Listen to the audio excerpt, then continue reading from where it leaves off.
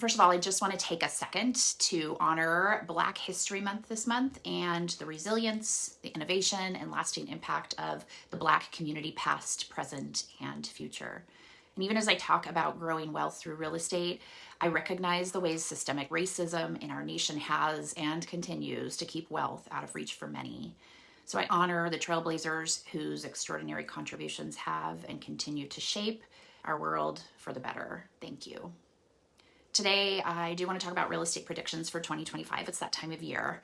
Hi, my name's Kristy Woodford, and I'm your guide to absolutely everything real estate in the South Puget Sound of Washington State, including Olympia and Thurston County and surrounding areas. And just a quick disclaimer, I'm not an economist. I've been a real estate broker since 2007 and investor as well, and might know a thing or two. Just a disclaimer that you need to be sure to make your own opinions and do your own research as well. But here's my 2 cents on 2025. First, let's take a look back at 2024, and then we'll look ahead to 2025 predictions and what that might mean for buyers and sellers like yourself nationally and in my state of Washington. Let's start with 2024 home price predictions versus the reality, since everyone wants to know how much equity they gained or lost in 2024. First of all, the National Association of Realtors chief economist Lawrence Yun predicted home prices in 2024 would increase moderately, 2% year over year from 2023 to 2024. So how'd that prediction pan out? Even with Fed cutting rates 3 times in 2024, we still saw the year ending with higher interest rates than we started with. But that didn't stop home appreciation, not one bit, in fact. The national median home price increased by 3.9% year over year in 2024. In Thurston County, we saw an increase of 5% from January of 2024, where the median home price was $489, about $490, up to $515 in January of 2025.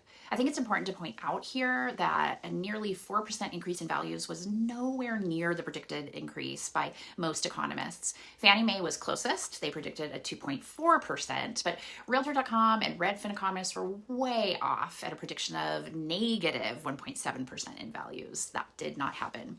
But then again, those websites were both wrong the last 2 years too, so it's a little bit of a lesson in where to get your information. Fannie Mae had the most bullish and most accurate prediction for 2024 with a 2.4%, but that still fell way short.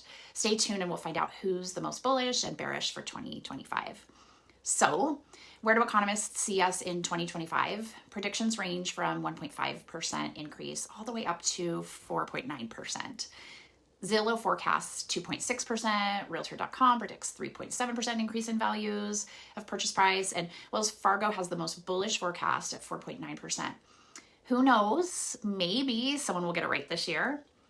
So even with rates over 7%, demand compared to supply has remained high. Let's face it, people are tired of or simply just can't wait anymore for rates to drop, and they need to buy and sell. And there's the added stress of wildfires, climate migration to the north, which means we're going to see higher appreciation than last year's 3.9%, especially in the Pacific Northwest. Likely we'll hit at least the historic average, which is 4% appreciation, but the economists were low last year. 2025 might mean appreciation of housing values of something more like 5% if they're low again. And how about sales predictions? Looking back in 2024, NAR, Realtor.com, Redfin, Fannie Mae, they all predicted home sales would be around 4 million units nationally. They had been 4.09 million units in 2023. The actual 2024 units sold were 4.15 million, an increase. So thankfully, available inventory rose year over year to support that, but supply is going to be our issue again in 2025. We're still low. And one of the main reasons we're low in our inventory is the fact that over 50% of people with mortgages right now have a 5% interest rate or less. We're at 7% right now. That causes a lock-in effect where people are unwilling to trade in their interest rate for something that's probably almost double what they might have right now.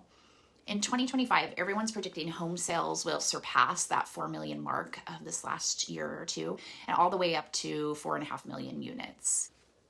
NAR predicts an increase in units sold of 9% or over 4.5 million. This is great, but it's still not going to fill the demand, believe it or not, that's in the market. The other sales and supply consideration right now is the top end of the baby boomers. That's those born from 1946 to 1964 are starting to hit the average US life expectancy of 77 years. Going forward, starting this year in 2025, there's going to be 10,000 boomers turning 65 years of age per day until 2030. They're going to begin downsizing in large numbers, and right now, only about half of them have done so. So we're going to see more inventory coming on the market as that begins to happen this year, hopefully bringing some relief to the buyers in these competitive markets especially. Last of all, what about mortgage interest rates? Well, 2024 predictions fell short there too. We ended up in 2023 at 6.61%. That's higher than we'd started that year. And in 2024, economists had all expected mortgage rates to remain below 7%. No one predicted anything too low, nothing below 6%, but had hoped for low sixes. A little side note about that magic 6% rate. When rates drop near 6%, we see affordability rise and many buyers come back into the market. And that really had been the hope for 2024. But unfortunately, the experts were wrong 2 years in a row, and we ended up with interest rates painfully over 7% at the end of the year and even now, and no real decreases in sight. Interest rates are expected to remain flat at around 7% this year.